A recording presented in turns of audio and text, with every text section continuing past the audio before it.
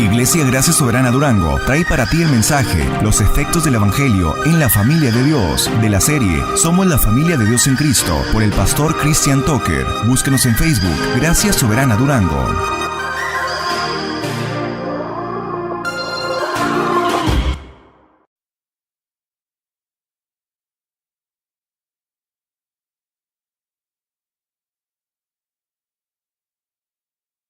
Sobrevino temor a toda persona, y muchos prodigios y señales eran hechos o hechas por los apóstoles.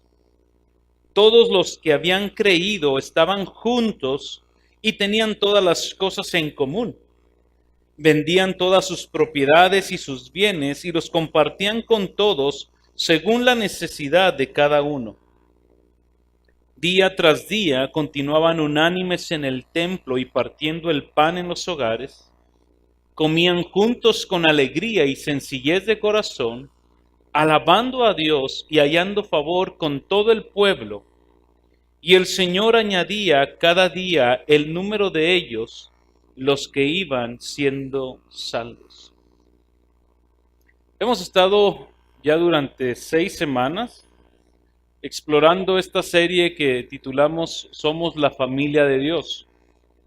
Hemos hablado varios textos, hemos permitido que la palabra nos guíe desde quienes formamos la familia de Dios, cómo es que llegamos a ser la familia de Dios en Cristo. Empezamos a ver algo en Efesios, gente que no era aceptada, gente que no era parte de las promesas, de los pactos de Israel, gente que éramos considerados enemigos de Dios. En Cristo Jesús tú y yo fuimos perdonados, acercados, reconciliados, unidos a Cristo, y en esa unión Cristo nos hizo parte de su familia. Comenzamos a ver cómo en el Evangelio de Juan, en el capítulo 17, Jesús hizo una oración sumamente importante acerca de la unidad que debe de existir en la vida de la iglesia o en la vida de los suyos. El domingo pasado continuamos viendo la importancia de la unidad, pero ahora vimos ciertos rasgos o ciertas características de cómo el salmista veía la unidad de la iglesia. Y veíamos ciertos aspectos que él lo veía como algo bueno, algo agradable, algo provechoso, algo que traía o que trae edificación a nuestras vidas, algo que es fructífero, algo que nos ayuda para nuestra consagración y para nuestro servicio al Señor y el servicio mutuo. Y terminamos el domingo pasado haciéndote una pregunta, ¿verdad?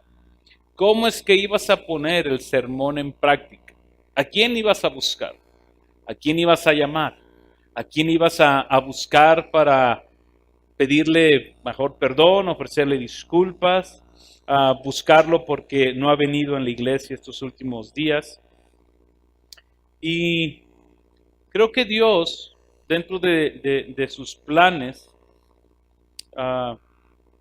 Pedro hizo un comentario ahorita antes de comenzar de la necesidad que teníamos o que se presentó esta semana de estar orando por una de nuestras hermanas que físicamente, emocionalmente y familiarmente están pasando una situación difícil, complicada.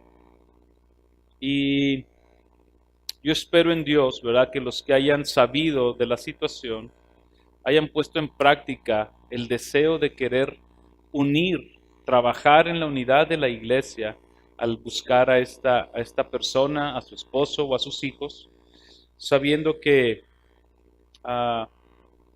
son parte de nuestra familia. No se apellidan Tucker, ¿no? Pero es parte de mi familia.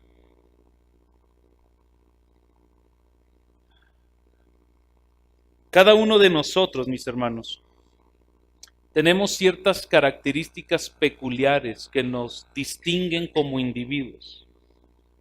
Algunos somos sanguíneos, otros son coléricos, otros son flemáticos. Iba a decir Grinch, porque me acordé de una de una frase Grinch. Todos tenemos ciertas peculiaridades que nos hacen diferentes a los demás y nos hacen únicos. Cada familia también tiene ciertas características, ciertos rasgos que lo hacen únicos, empezando por los apellidos, ¿verdad? Los Romero, los Tucker, los Montes, los Milton iba a decir, pero no, son los Morán. Todos tenemos ciertas características, ciertos rasgos que nos rodean. Y hay ciertos rasgos que nosotros tenemos, mi hermano, como individuos, que hacen que otras personas se quieran acercar a nosotros. Puede ser la confianza, la madurez, darles un consejo, ciertas cosas que hacen. Como iglesia, como familia de Dios en Cristo que somos, la Escritura también nos enseña ciertos rasgos, ciertas características que tú y yo como familia de Dios debemos de tener. Y son rasgos que no son para unos cuantos, o para unos sí, o estos rasgos nada más son para los que se sientan a mi derecha y para los que se sientan a la izquierda, pues van a ser otros, no se preocupen, no. Son rasgos que ahorita en la medida en que vayamos explorando el texto, tú y yo podamos entender y comprender que estos rasgos nos deben de identificar a ti y a mí, en primer lugar, como una familia. En primer lugar, de manera interna dentro de nosotros. Y en segundo lugar, estos rasgos como familia deben de tener un impacto afuera. Deben de tener un impacto en la sociedad. Pero antes de comenzar a ver estos rasgos, y espero hacerlo muy rápido, quiero que veamos cómo es que estos rasgos se dieron en la iglesia primitiva. Estos rasgos que el día de hoy vamos a ver, y quiero traerte esto antes, creo que lo puse hasta el final, pero creo que me es necesario decírtelo ahorita. En la medida en que vamos a ir explorando estos rasgos distintivos de la iglesia, o este carácter que debe distinguirnos como familia, yo quiero animarte a que no te desanimes. Te animo a que no te desanimes. Porque si lo comienzas a ver como un checklist, es muy probable que en más de uno tú y yo estemos fallando. Y no se trata aquí de ver un checklist el día de hoy o ver lo que dice la palabra acerca de cómo debe de ser nuestra comunión, nuestro carácter, nuestro deber como familia, para que al final del sermón tú digas, híjole, pues esto es dificilísimo. ¿Quién va a cumplir todo esto? No, pastor, yo mejor ya no vengo. No se trata de eso. Se trata de primero ver qué es lo que ocasionó en estas personas estos rasgos distintivos. Mira, lo que el día de hoy tú y yo acabamos de leer, Lucas lo hace ver como que fue de una sentada. Pasó esto y pam, listo. Pero Hechos tiene más de 30 años de historia de la iglesia. Ya no son cosas que surgieron así de la noche a la mañana. Con esto quiero darte ánimo. Son rasgos que tú y yo tenemos que empezar a trabajar, que tú y yo empezamos a moldear en nuestras vidas por el hecho no de ser la iglesia de Cristo, por el hecho de que el Evangelio está presente en nuestras vidas. Hemos titulado al sermón del día de hoy, los efectos del Evangelio en la familia de Dios. Si yo quisiera solamente decirte, mira, así es como nos debemos de comportar, le hubiera puesto la manera en cómo debemos de vivir la familia de Dios. Pero primero tenemos que ver qué es lo que causó que esta gente tuviera estos rasgos. Y quiero que abras tu Biblia ahí en Hechos capítulo 2, y el contexto es el siguiente. En el capítulo 1, Cristo está siendo ascendido a los cielos, dando instrucciones a sus discípulos y diciéndoles que esperaran la promesa del Espíritu Santo, que no hicieran nada hasta que el Espíritu Santo descendiera sobre ellos, pues Jesús les había dado una promesa que era necesario que Él se fuera para que el Consolador viniera. Esos hombres y mujeres, siendo obedientes, se fueron al aposento alto, estuvieron ahí orando, estaban juntos esperando, orando al Señor. De repente el Espíritu Santo descendió sobre estas personas y dice Hechos que lenguas se les empezaron a repartir a cada uno de ellos y ellos comenzaron a hablar las maravillas de Dios. Eran lenguas que la gente que estaba allí entendía. Había alrededor de 11, más o menos, 11 naciones representadas en la gente ahí, y cada uno de ellos entendían lo que esta gente estaba hablando. Pero algo que me llama la atención es que Lucas es muy enfático y él dice, ellos estaban hablando las maravillas de Dios. Para la gente que los estaba viendo, parecía que era un desorden para ellos. Ellos comenzaron a ver esta gente hablando en lenguas, hablando idiomas, hablando palabras gloriosas del Señor, y unos comenzaron a decirle, esta gente está borracha. Es muy temprano, son las 9 de la mañana, para que esta gente esté borracha ahorita. Entonces lo que hace es que el apóstol Pedro, parándose, comienza a traer una explicación a la gente que estaba ahí, lo que estaba pasando. Y él comienza a decirles cómo lo que ellos estaban viendo, ese derramamiento del Espíritu Santo, era una profecía que Joel había dado tiempo atrás y que se estaba cumpliendo en ese momento. Pero también era la promesa de Jesús de que el Espíritu de Dios iba a ser derramada sobre toda carne. Después de Pedro dar esta explicación, les dice estas palabras, versículo 22. Varones israelitas, estimados hermanos de Durango, escuchen estas palabras. Jesús el Nazareno, varón confirmado por Dios entre vosotros, con milagros, con prodigios, señales, que Dios hizo en medio de vosotros a través de él, tal como todos vosotros mismos sabéis, a este Jesús, entregado por el plan predeterminado de Dios y el previo conocimiento de Dios, clavaron en una cruz, o clavasteis en una cruz, por manos de impíos y le mataron. Y a quien ustedes clavaron en la cruz y lo mataron, a Dios resucitó, poniendo fin a la agonía de la muerte, puesto que no era posible que él quedara bajo el dominio de ella. Versículo 32. A Jesús resucitó Dios, de lo cual todos nosotros somos testigos de él. Así que, exaltado a la diestra de Dios, y habiendo recibido del Padre la promesa del Espíritu Santo, ha derramado esto que ustedes ven y oyen hoy sobre nosotros. Ha derramado su Espíritu Santo. Versículo 36. Sepan pues con certeza toda la casa de Israel, o todos mis hermanos aquí de Durango, que a Jesús, a quien nosotros crucificamos, Dios lo ha hecho Señor y Cristo. Cuando Pedro termina de decir estas palabras,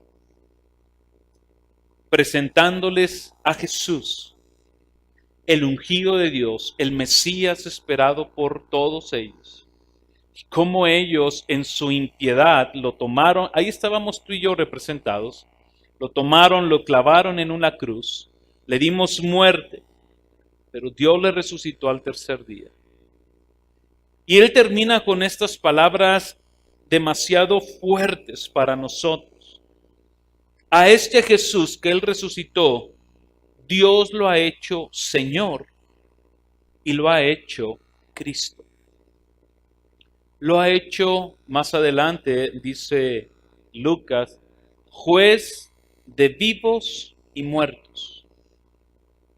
Ante estas palabras, el Evangelio causó un efecto en la vida de estos hombres.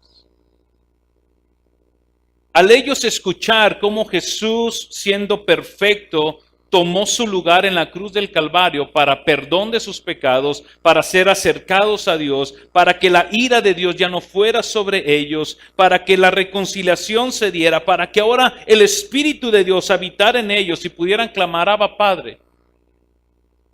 Ellos respondieron de esta manera, versículo 37.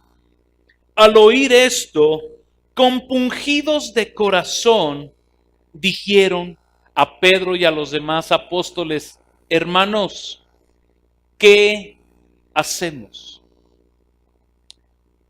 El viernes que estuvimos aquí compartiendo el curso PBC, a los que estaban tomando, yo les hice una pregunta al final. Después de presentarles argumentos de que Jesús fue un personaje de la historia, que es verdadero, pero presentarles a Jesús como Dios y como hombre, terminé haciendo esta pregunta: ¿qué vas a hacer ahora con Jesús? Tú puedes hacer dos cosas con Jesús. O tú recibes a Jesús o tú rechazas a Jesús. Lo único que no puedes hacer es ignorarlo. Tú no puedes ignorar a Jesús.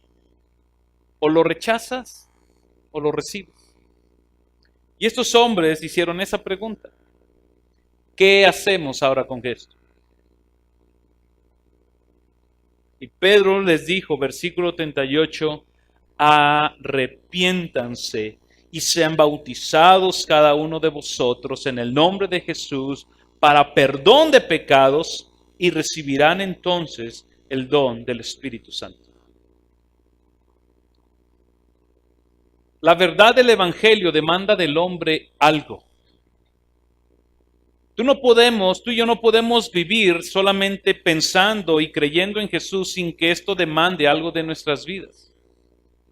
Y Pedro les dijo, lo que el Evangelio demanda de nosotros es fe y arrepentimiento. ¿Fe en qué? Fe en Cristo. Fe en su obra. Como cantábamos ahorita, mi esperanza está en Jesús. ¿Por qué en Jesús? Porque solamente su obra es suficiente para justificarnos delante de Dios.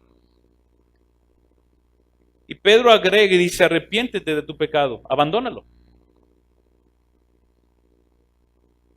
Para perdón de pecados y para que el Espíritu de Dios venga en ti. Después de ese perdón de pecados que estos hombres recibieron y del don del Espíritu Santo que ellos recibieron, es que podemos entender entonces la manera de vivir de la iglesia. Sin el Evangelio de Jesucristo, sin la presencia del Espíritu Santo, sin el perdón de los pecados que nos da Cristo Jesús, lo que hoy vamos a ver sería imposible vivirlo.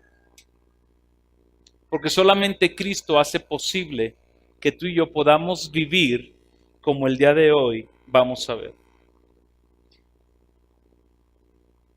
Y en el verso 43, queremos comenzar a ver cómo es que entonces tú y yo, si hemos creído en Jesús y ahora somos parte de su familia, cómo el Evangelio tiene que afectar nuestro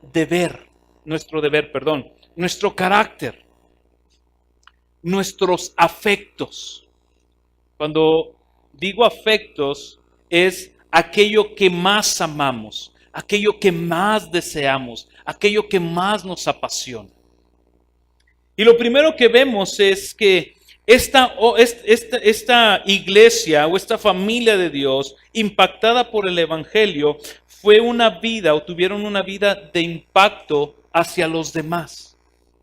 Su vida impactó las demás gentes. Ve conmigo en el versículo 43. Y sobrevino temor a toda persona. ¿Por qué sobrevino temor? Pues, ¿qué había pasado? ¿Esta gente que estaba haciendo? ¿Estaban matando gente o qué? No, dice. Y sobrevino temor a toda persona, y muchos prodigios y señales eran hechos por los apóstoles. El Evangelio llegó a estas gentes, y esto empezó a producir un temor en las demás personas al ver cómo el Evangelio había empezado a transformar la vida de estas personas. No es un temor, mi hermano, como el que tú y yo lo tenemos el día de hoy, ¿verdad? O el que conocemos, esa sensación de terror, de, ¡ay, qué miedo! No te juntes con los cristianos porque son gente mala. No, no, no. Era un temor que por su manera de vivir causaban en la demás gente un temor reverente no hacia ellos, sino hacia Dios. ¿Qué quiere decir esto? Que la manera de vivir, la manera en cómo ellos comenzaron a llevar sus vidas, sus trabajos, la educación de sus hijos, sus matrimonios, sus relaciones personales, comenzaron a reflejar la presencia del Evangelio en sus propias vidas. Y eso hacía que Dios fuera atractivo hacia las demás personas, no por ellos mismos. No sé si te has topado gente que te ha dicho, ay, qué bonito haces esto, o qué habilidad tienes para hacer esto. Y si tú eres una persona piadosa y nada orgullosa, utilizas frases como, lo que ves en mí es por la gracia de Dios.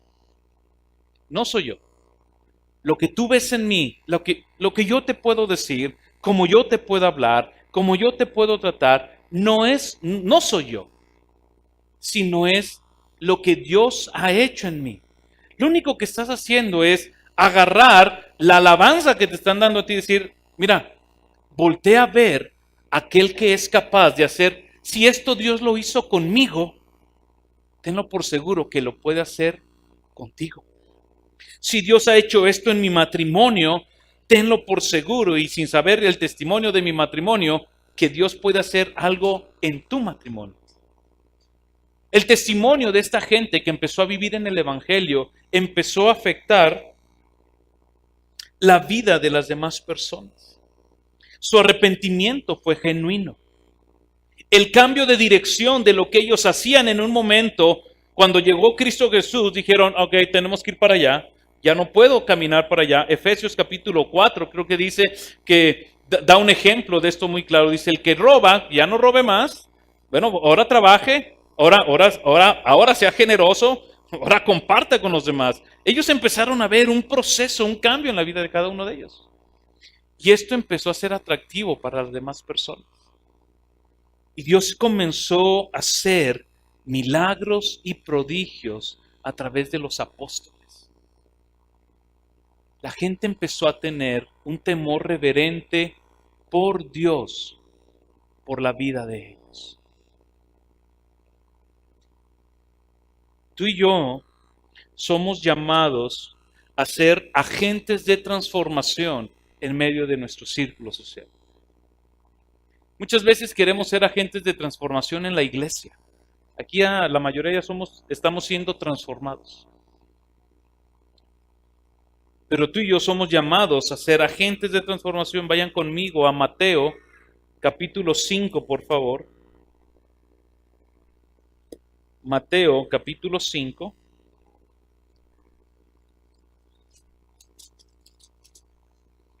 Versículos 13 y 14. Dice, vosotros sois la sal de la tierra.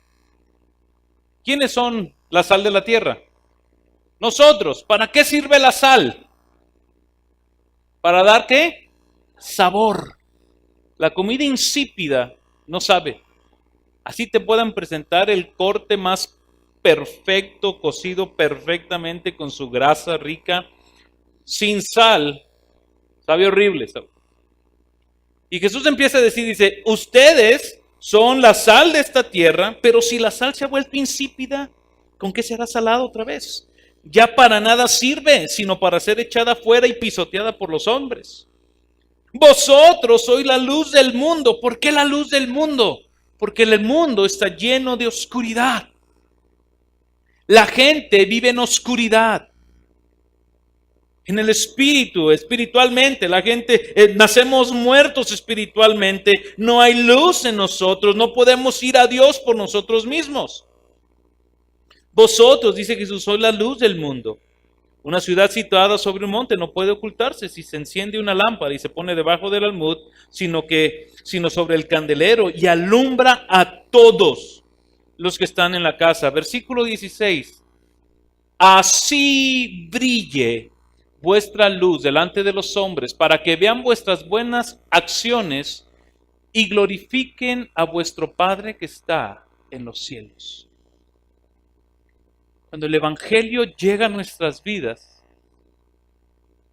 como familia, la gente empieza a ver a Cristo en nosotros. Miren, hay los que tenemos más de 15 años de conocer al Señor, en los 80 se utilizaba una frase así: no me veas a mí, ve a Cristo.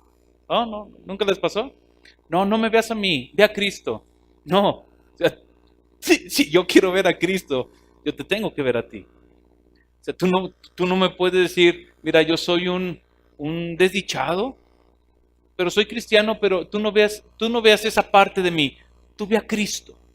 No, eso es imposible. Puede haber esa incongruencia en la vida del cristiano. Tú y yo somos llamados a hacer transformación o a transformar al mundo. Y eso es porque el Evangelio, ojo mi hermano, la transformación no eres tú. Tú simplemente somos ministros. Somos instrumentos de Dios. Quien hace la obra es el Evangelio. Continuamos en nuestro texto. ¿Qué más pasó? Dice, sobrevino temor a toda persona y muchos prodigios y señales eran hechos por los apóstoles. La segunda cosa que nosotros vemos es que todos los que habían creído estaban juntos. Aquí vemos algo: la fe en Cristo Jesús o la presencia del Evangelio genera unidad en la familia de Dios. Y a lo mejor no quiero tomar mucho tiempo en esto porque de esto he hablado ya durante 2 sermones acerca de la importancia de la unidad, pero algo que quiero resaltarles aquí es, vean cómo la fe y la unidad no se pueden separar. No se separa el cristianismo, nuestra fe y nuestra confianza en Cristo de la unidad con nuestros hermanos. No se puede. No podemos caer en el error de pensar que vivimos una vida cristiana en fe, en dependencia de Dios, confiando en Él, pero que nuestros hermanos no nos son necesarios. No se puede. Es antibíblico. Choca con la doctrina, con las enseñanzas del Evangelio. Esa gente estaban unidos entre ellos. Su fe en Jesús los unió a ellos. He repetido este pasaje durante 3 semanas y lo voy a volver a repetir. Efesios capítulo 4, versículos 3. Efesios capítulo 4,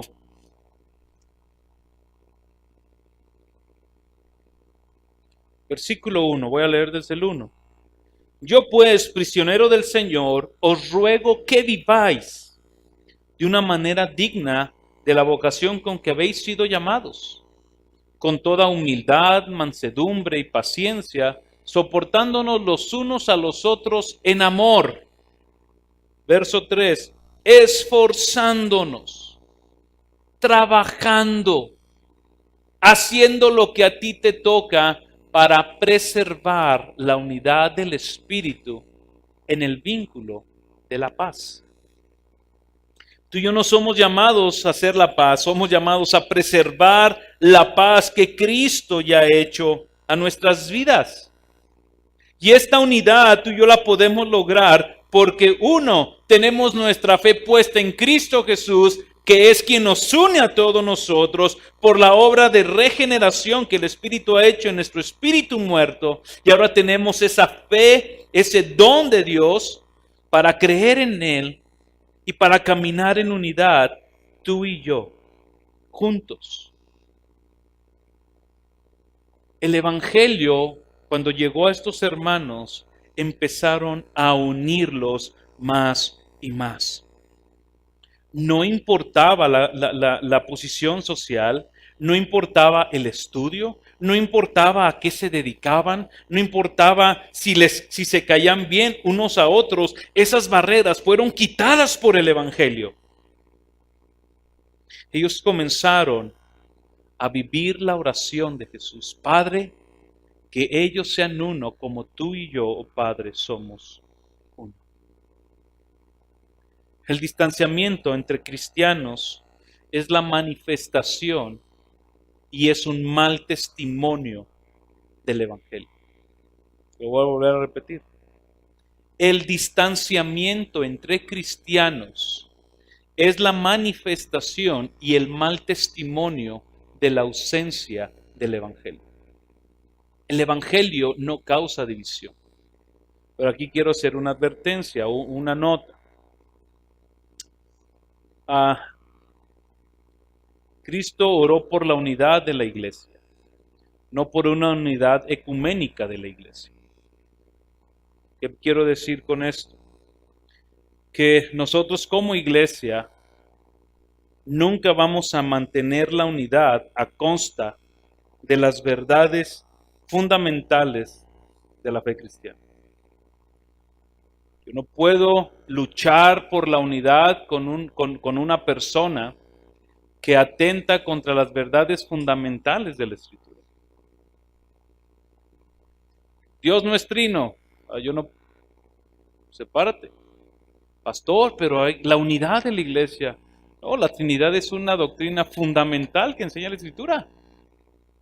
Eso se le llama ecumenismo. Y Cristo no oró por eso. Pero dentro de nosotros, nuestra fe debe hacernos velar por la unidad de la iglesia. Regresemos a nuestro texto. ¿Qué más hay en ellos? ¿Qué más nos dice Lucas que había en estos hermanos?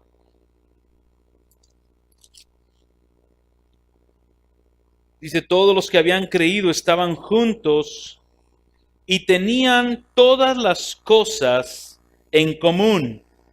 Vendían todas sus propiedades y sus bienes y los compartían con todos según la necesidad de cada uno o que cada uno de ellos tenía. ¿Qué vemos aquí?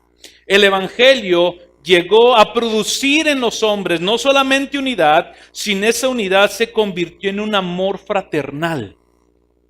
Pero este amor fraternal, dice Lucas, fue expresado en un cuidado mutuo y en un corazón generoso ante las necesidades de los demás.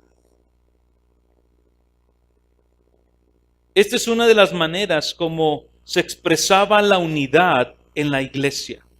Eran hermanos que comenzaron a amarse, que su amor traspasó toda su cultura y empezaron a amarse los unos a los otros, empezaron a cuidarse los unos a los otros, empezaron a velar por la integridad física, espiritual y moral de las personas que comenzaron a formar la vida de la iglesia. Cuando no estamos acostumbrados a que velen por nuestras vidas, cuando no estamos acostumbrados a que alguien nos mande un mensaje, ¿verdad? O nos haga una llamada telefónica para saber cómo estamos, es muy probable que respondamos con ciertos temores o simplemente no respondamos. Cuando tú entiendes que la iglesia, Dios te ha puesto, ¿verdad?, para ser cuidado, para tu edificación, para tu crecimiento, para tu exhortación cuando sea necesario. Cuando tú entiendes eso, ¿verdad?, y los hermanos empiezan a preguntarte cómo estás, por qué no vienes, cómo ha estado tu vida, cómo ha estado tu matrimonio, cómo ha estado tu cristianismo, si estás teniendo tu tiempo devocional, si no estás teniendo tu tiempo devocional, si estás leyendo, en qué le estés invirtiendo tiempo. Cuando no estás acostumbrado, la actitud de nosotros es, qué hermano tan chismoso y metiche. Todo quiere saber. Por eso no me gusta ir a comer con el pastor, porque todo quiere saber, todo me pregunta. Pero no es porque yo quiera, es porque me preocupas tu vida. Esta gente comenzó a tener ese cuidado los unos por los otros. El amor fraternal comenzó a sobrepasar el amor que esta gente le tenía a las cosas materiales. Era mayor el amor que tenían los unos a los otros, que el apego que ellos tenían a las cosas materiales empezó a menguar.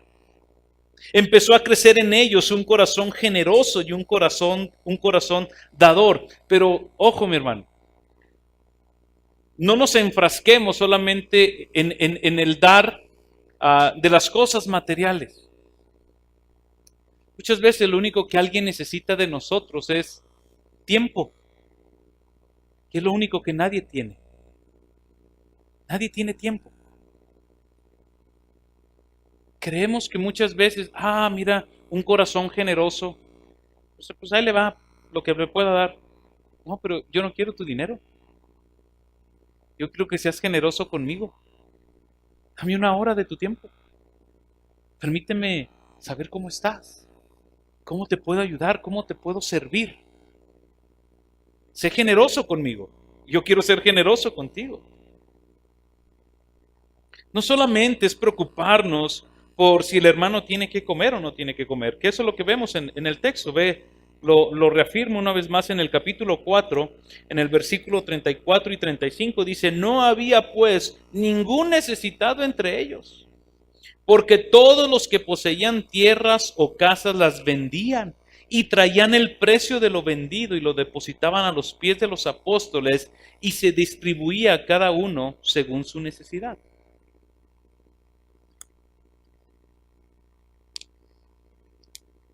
Estos hermanos que fueron afectados por el Evangelio comenzaron a buscar de manera intencional cómo suplir las necesidades de las demás personas.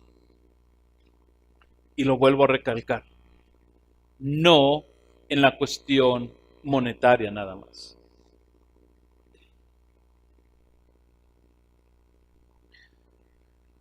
¿Qué más? Continuamos leyendo en Hechos, capítulo 2. Vimos ahí, déjenme ver un pasaje más. Vamos a 2 de Corintios, capítulo 8. Si alguien entendió esta postura de velar por los intereses y el cuidado de los hermanos, fue la iglesia de Filipos. Filipos fue una iglesia que amaba al apóstol Pablo. Y Pablo, cuando le está escribiendo una carta a los Corintios, en su segunda carta, ve cómo él se expresa del cuidado que han tenido los filipenses de él. Versículo 1 de 2 de Corintios 8. Ahora, hermanos, os damos a conocer la gracia de Dios que ha sido dada a las iglesias de Macedonia. Fíjate lo que dice ahí. Pablo, les voy a hablar de la generosidad que han tenido los filipenses, ahorita lo vamos a leer, que han tenido hacia conmigo. Pero él deja muy en claro que esa generosidad y ese cuidado que ellos han tenido es porque la gracia de Dios ha sido derramada sobre ellos. Hermanos, quiero darlos a conocer la gracia de Dios que ha sido dada a las iglesias de Macedonia, pues en medio de una gran prueba de aflicción,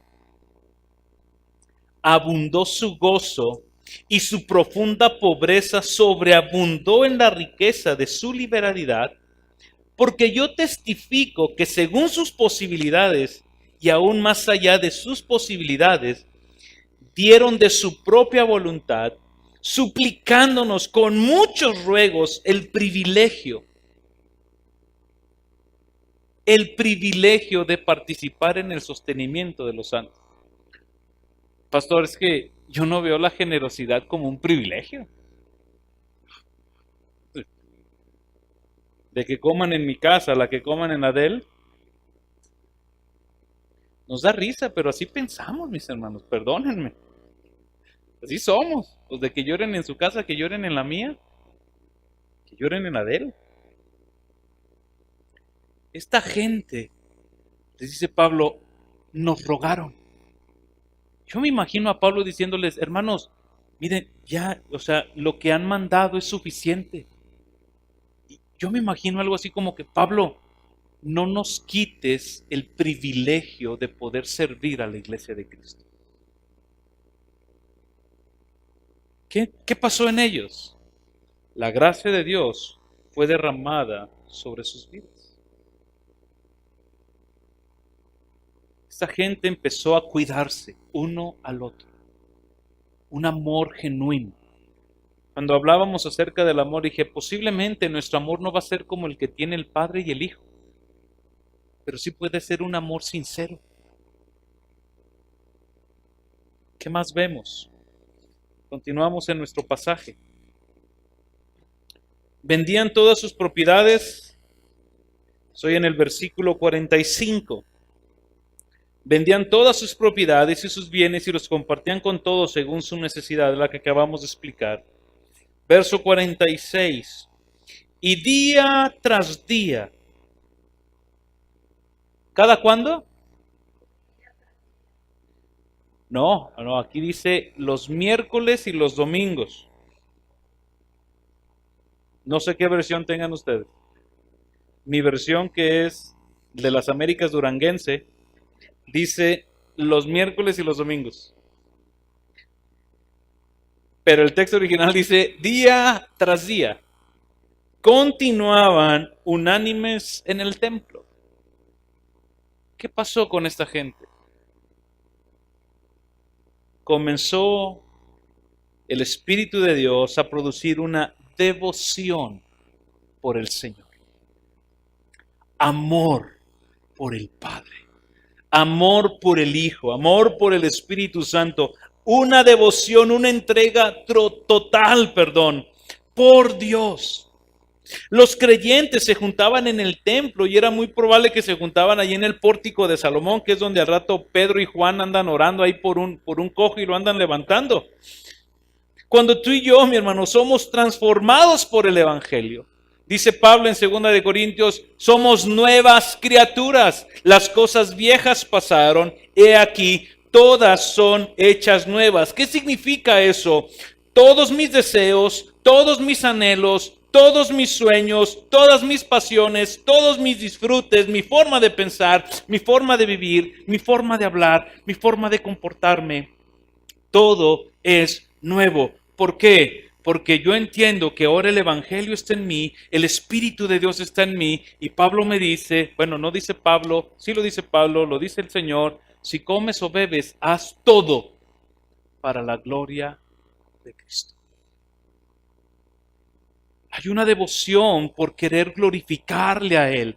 Hay una devoción, una pasión porque Él reciba toda la gloria en todo lo que hacemos, comenzando por nuestras propias vidas. Algo que a mí me fascina de Dios es cómo Él comienza a producir deseos nuevos por Él. Cuando Pablo habla en Romanos de que tenemos que ser transformados, dice que debemos de ser transformados en nuestra mente por medio de la palabra. O sea, tú no quitas algo y lo dejas así vacío.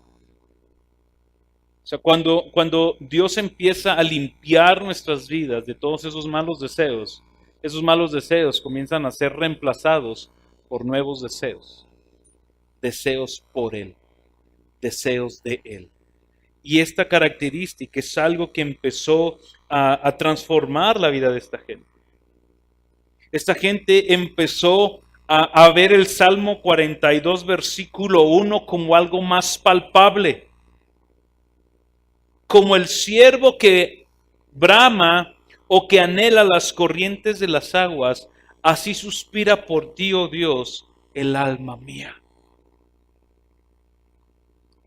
Esta gente comenzó a ver, como Pablo lo expresa más adelante, creo que es en Filipenses, donde él dice, tengo un anhelo de conocer más a mi Señor. Porque para mí el vivir es Cristo y el morir es ganancia. ¿Te fijas cómo el Evangelio hace transformaciones radicales en la vida de los hombres? Esta gente que comenzó burlándose de ellos, gente que comenzó diciendo, bola de borrachos, son las 9 de la mañana, ya pasen su vino. Esta gente empezó a tener ahora una transformación, de decir, Señor, te anhelo, Señor. día tras día continuaban unánimes en el templo. Y con esto no te estoy diciendo que te queremos ver aquí todos los días. No, yo sé que tienen cosas que hacer. Lo único que esperaríamos es que los días que tenemos algo que hacer, tú digas, Señor, gracias. Porque antes yo no te buscaba, pero tú me encontraste a mí. ¿Cómo no, Señor? He ido a buscarte yo ahora. ¿Cómo no, Señor? He de rendirme ahora.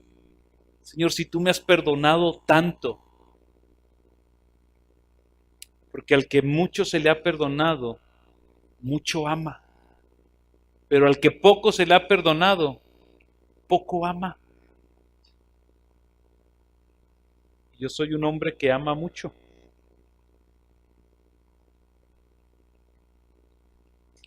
¿Hasta dónde, mi hermano, llega tu devoción por el Señor? ¿Hasta dónde llega tu pasión por Dios? ¿Hasta dónde ha llegado tu entendimiento de tu salvación? ¿Hasta dónde ha llegado tu comprensión de tu redención?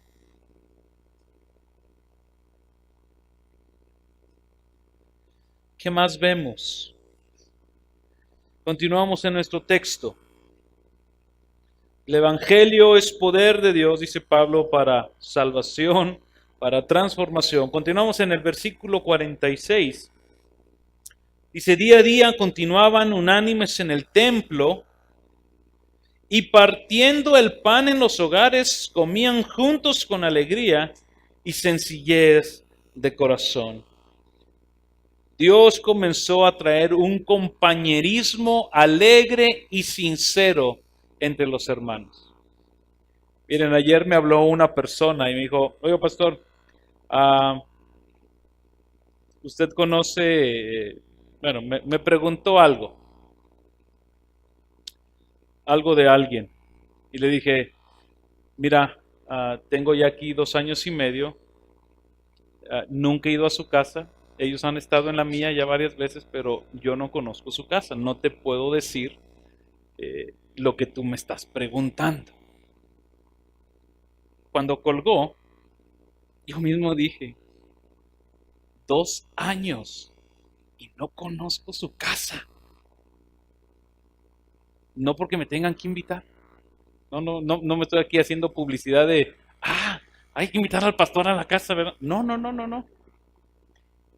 Como dice la canción, esto nace del corazón. Esto nace del corazón. Impulsado por el Evangelio. Aquí está en el texto. Aquí está en el texto. Día tras día partían el pan en sus hogares, comían juntos con alegría y con sencillez de corazón. Había un compañerismo, había un gozo, había una hospitalidad en estos creyentes. Y es interesante ver cómo Lucas compara esta unidad y esta armonía de los creyentes, porque está en el mismo antes, dijo, iban a buscar al Señor juntos. Pero miren, después de ahí se iban a comer juntos. Pasaban tiempo juntos. Se compartían los alimentos.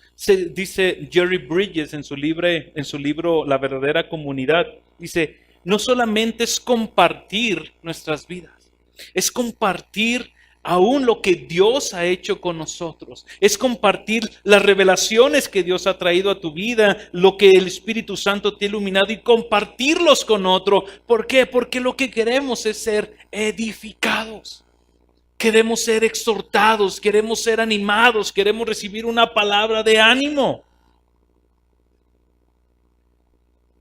No solamente es pasarla bien por pasarla bien.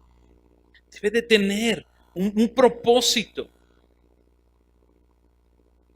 Nuestra comunión bíblica. Cuando tú y yo comenzamos a desarrollar un compañerismo, una amistad, van a empezar a suceder varias cosas. Una, tu corazón egoísta va a empezar a menguar. ¿Por qué? Porque en la medida en que tú tengas comunión con las demás personas, tú te vas a empezar a enterar de cosas de ellos. Y muchas veces vas a decir, híjole Señor, pues más que orar por mí, déjame oro por ellos, ¿verdad? Porque, Señor, dentro de lo que cabe, dentro de tu gracia, Señor, pues a lo mejor estoy bien, pero este hermano ya me hizo partícipe de algo que él está viviendo. Tú vas a empezar a cuidar de tus hermanos. Pero eso se da en la comunión. Por eso les digo, si no estás acostumbrado, el día que te manden un mensaje, hermano, ¿por qué no viniste? ¿Te extrañamos? ¿No te vimos? ¿Cómo estás? ¿Te podemos servir en algo?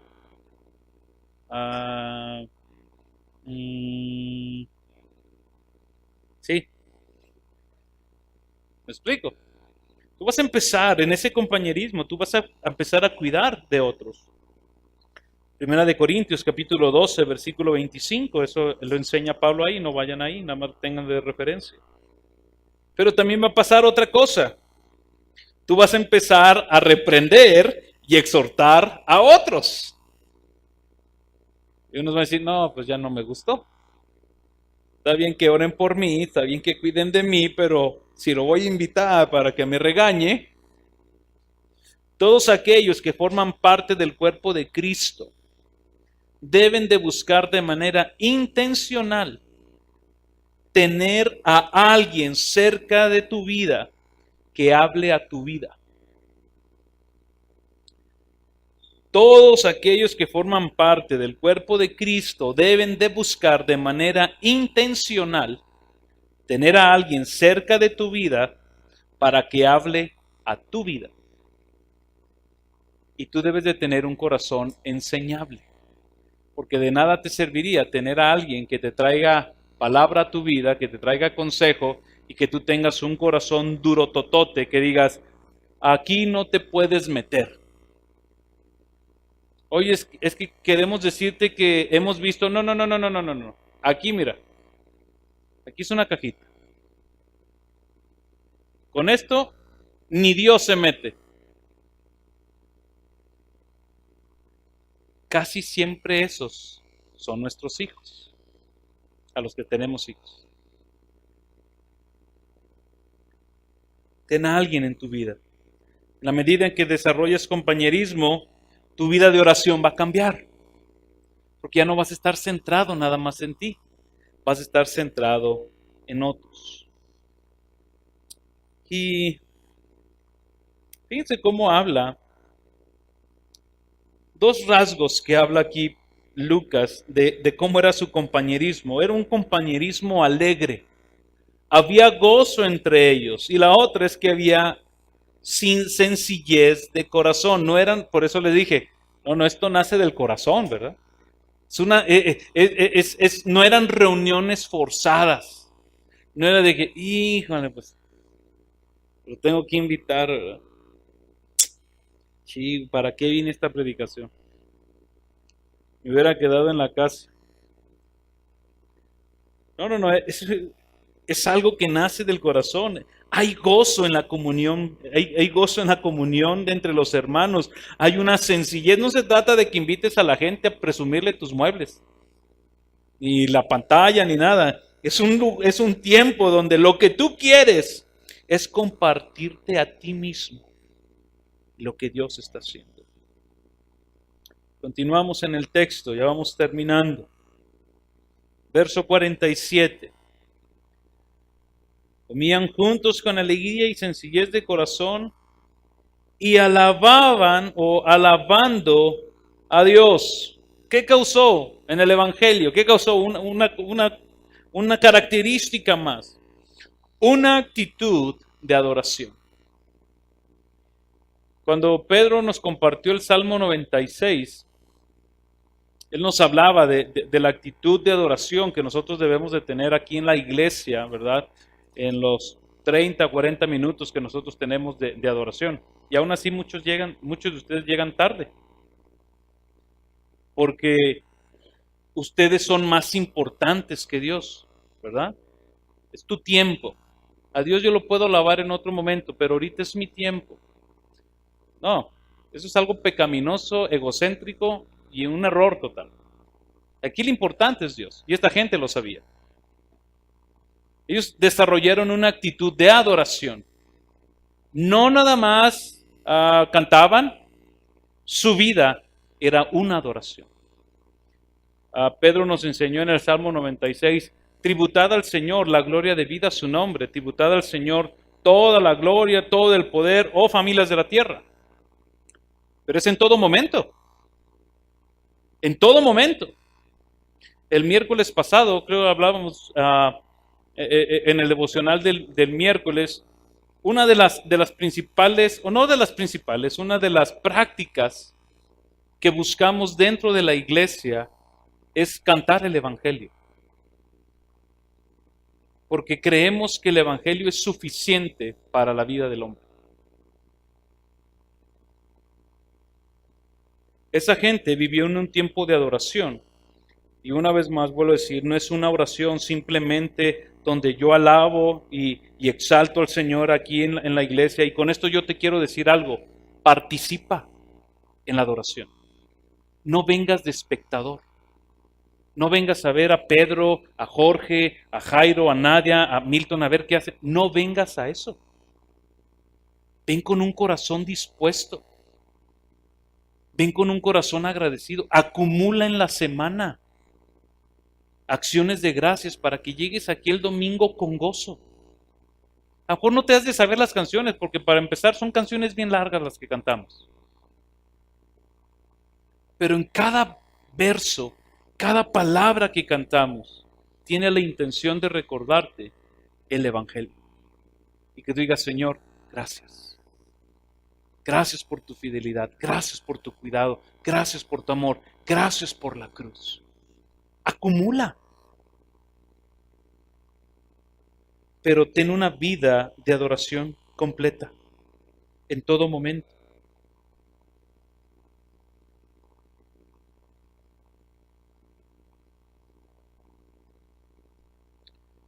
Terminamos con estos.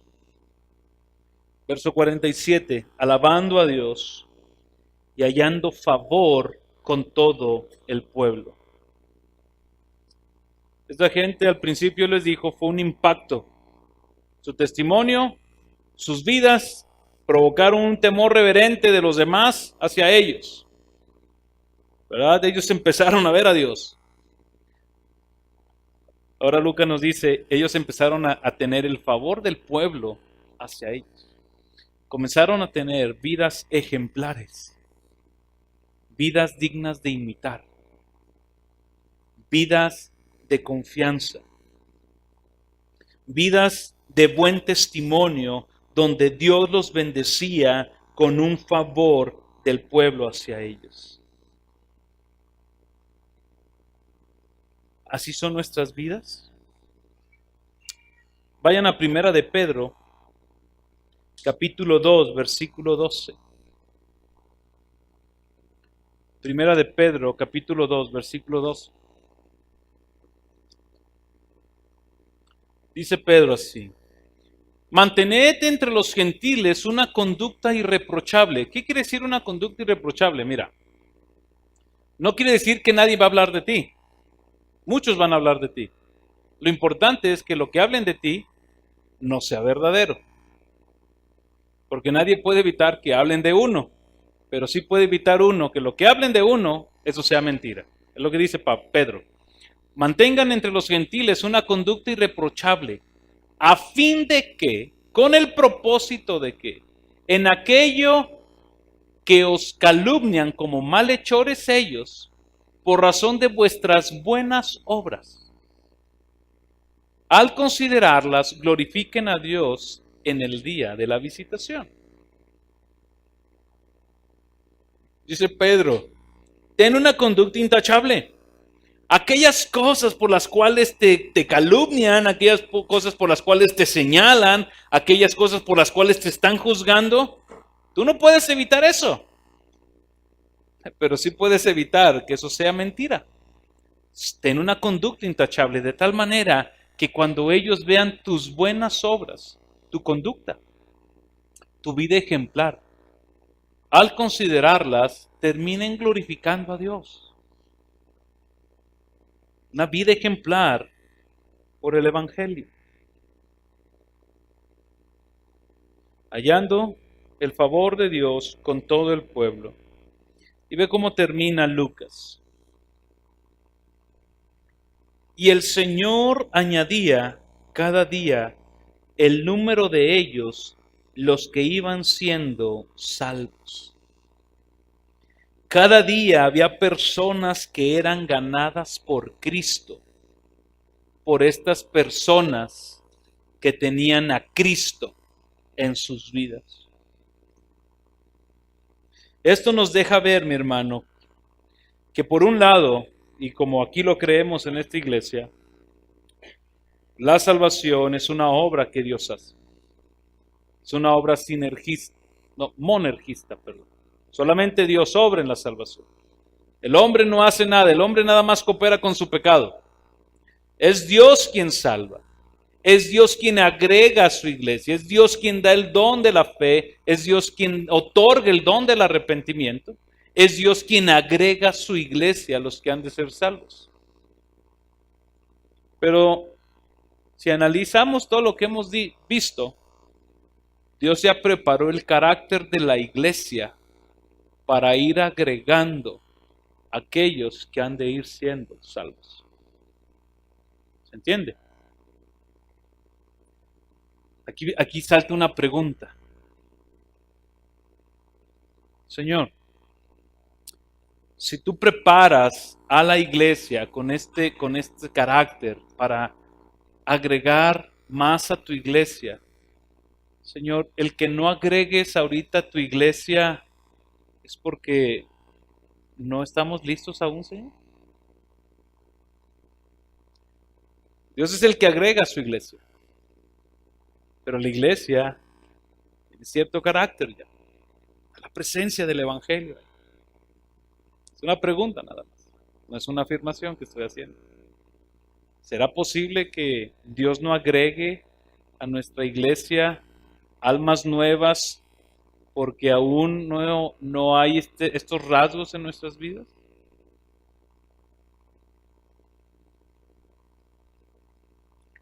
Se las dejo de tarea. Cristo es el que edifica su iglesia. Cristo es el que hace la obra.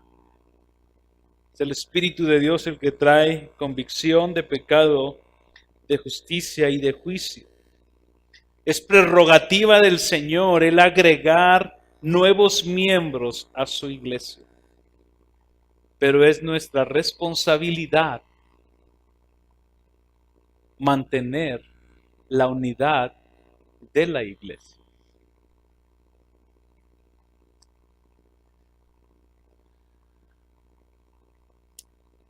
¿Qué efectos ha producido el Evangelio en tu vida?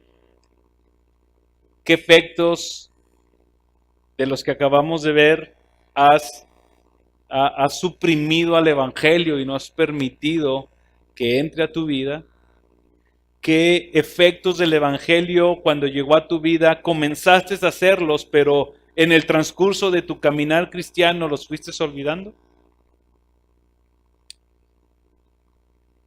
Si Cristo es el mismo de ayer, de hoy y por los siglos de los siglos, el Evangelio es el mismo ayer, hoy, por los siglos de los siglos. ¿Qué rasgos, qué efectos necesitas permitirle a Dios que vuelva a traer a tu vida de tal manera que sumemos a la edificación de la familia de Dios, crezcamos en conocimiento de Dios y crezcamos como iglesia? Vamos a orar. Señor, te damos gracias por tu palabra en esta mañana, tarde. Glorificamos tu nombre, Señor, y bendecimos tu nombre por la gran misericordia que tú has tenido con nosotros al abrir nuestros ojos al Evangelio. Señor, un día nosotros estuvimos como esta gente. Posiblemente hasta nos burlamos, Señor, de alguien que nos dijo: cree en Jesús, Él vino a morir por ti. Pero Un día alguien más nos compartió el Evangelio. Y ese día tú tuviste misericordia de nosotros.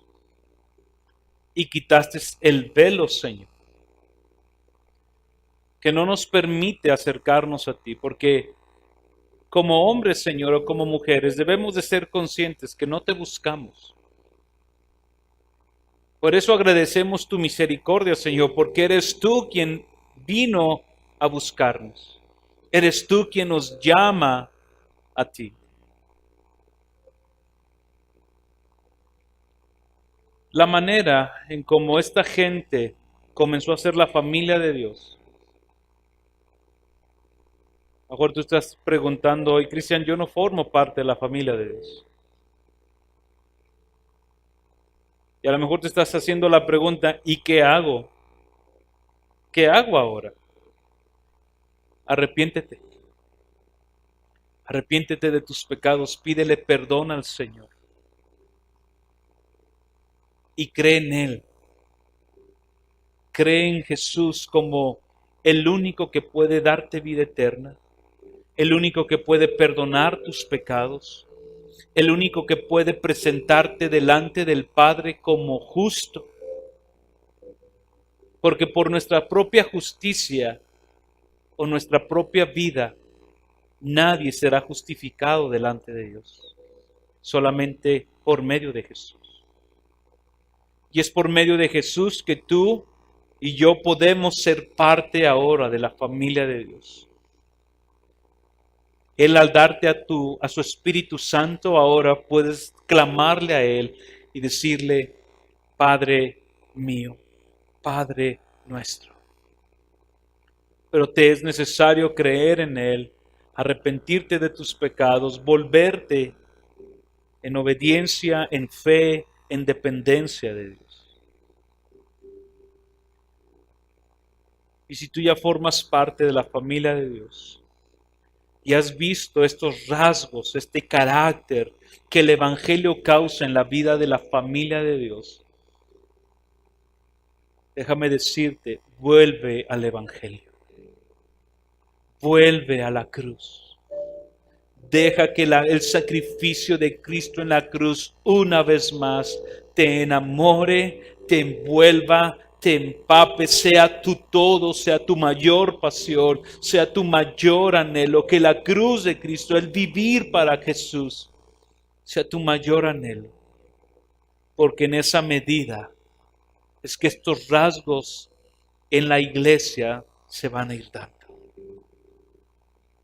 En la medida en que tú y yo volvamos nuestras vidas centradas en el Evangelio de Jesús, es que este amor sincero, este testimonio de impacto, la unidad, el amor fraternal, la devoción al Padre, el compañerismo, una actitud de adoración nos va a ser posible.